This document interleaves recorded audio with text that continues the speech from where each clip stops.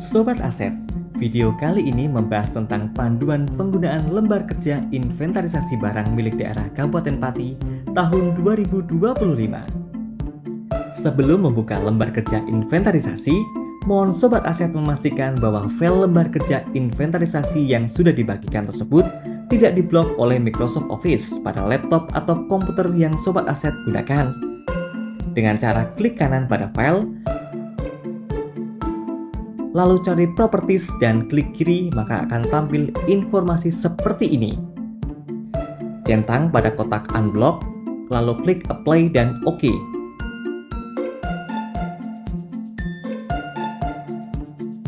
Maka, lembar kerja inventarisasi sudah tidak diblok oleh Microsoft Office. Cara ini cukup Sobat Aset lakukan satu kali saja.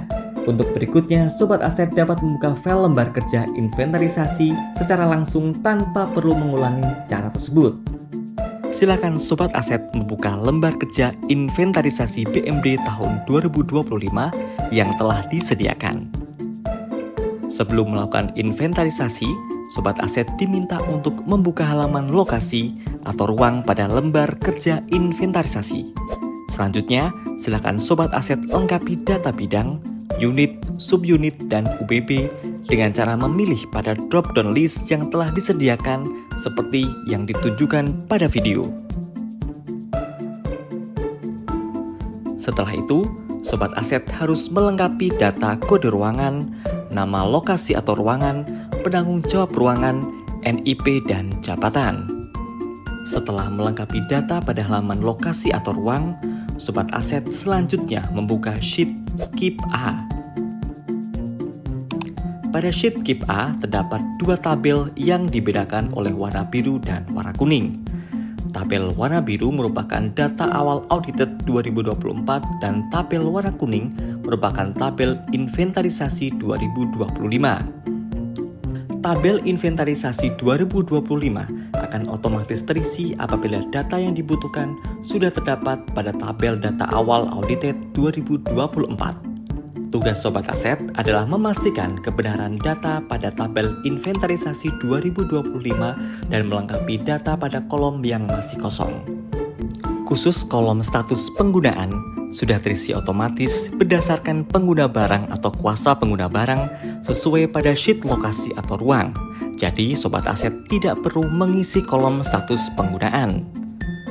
Jika terdapat data yang tidak sesuai dengan keadaan sebenarnya, maka Sobat Aset dapat langsung melakukan perubahan pada kolom dan baris data yang ingin diubah. Sobat Aset bisa scroll lembar kerja ke paling bawah untuk melihat penjelasan lebih lanjut dari masing-masing kolom. Setelah melengkapi kolom spesifikasi nama barang sampai dengan kolom keterangan, selanjutnya Sobat Aset harus mengisi kolom permasalahan sensus. Kolom ini wajib Sobat Aset isi karena merupakan hal yang sangat penting dalam kegiatan inventarisasi BMD. Terdapat 10 permasalahan sensus yang bisa Sobat Aset pilih berdasarkan keadaan masing-masing barang, yaitu sensus 1, barang ada dan tercatat. Silakan pilih sensus 1 jika barang yang ada dan tercatat pada daftar kibar memiliki kondisi baik atau kurang baik. Sensus 2, barang ada tercatat ganda atau double catat. Silakan Sobat Aset pilih sensus 2 jika barang yang tercatat pada daftar kibar terdiri dari satu barang dengan spesifikasi yang sama, padahal sebenarnya hanya ada satu barang saja. Sensus 3, barang ada tetapi bukan merupakan golongan aset tetap atau BHP atau persediaan. Silakan pilih sensus 3 jika barang yang tercatat pada daftar kibar bukan merupakan golongan aset tetap, melainkan termasuk golongan barang habis pakai atau persediaan. Sensus 4, barang ada tetapi dalam kondisi rusak berat.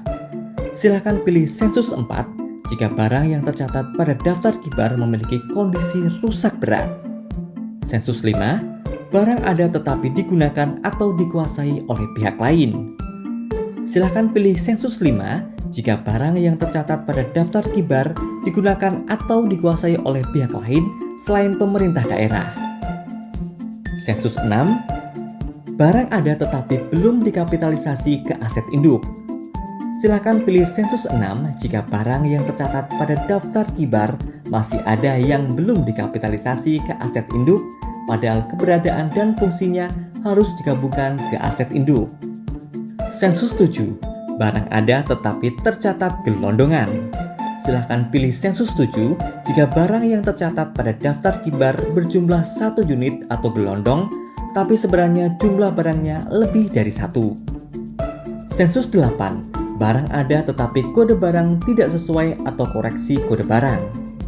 Silakan pilih sensus 8 jika barang yang tercatat pada daftar kibar memiliki kode barang yang tidak sesuai dengan penggolongan asetnya.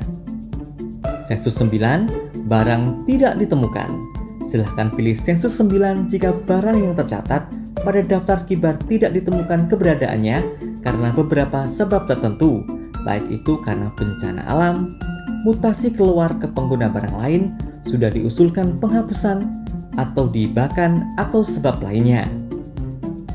Sensus 10, barang hilang karena kecurian.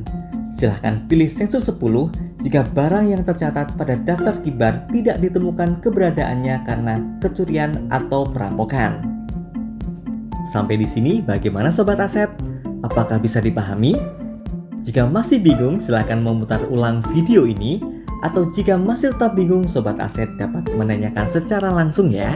Sekarang kita lanjut ke langkah berikutnya. Apabila sobat aset memilih sensus 2, sensus 6, dan sensus 9, maka sobat aset harus mengisi kolom rincian atau nibar sesuai dengan masing-masing kolom yang telah disediakan. Kolom A untuk sensus 2, kolom B untuk sensus 6, dan kolom C untuk sensus 9. Selain sensus 2, 6, dan 9, sobat aset tidak perlu mengisi kolom rincian atau nibar. Agar lebih mudah dipahami, mari sobat aset simak contoh berikut khusus untuk sensus 2, sensus 6, dan sensus 9. Pertama, contoh sensus 2, barang ada tercatat ganda atau double catat.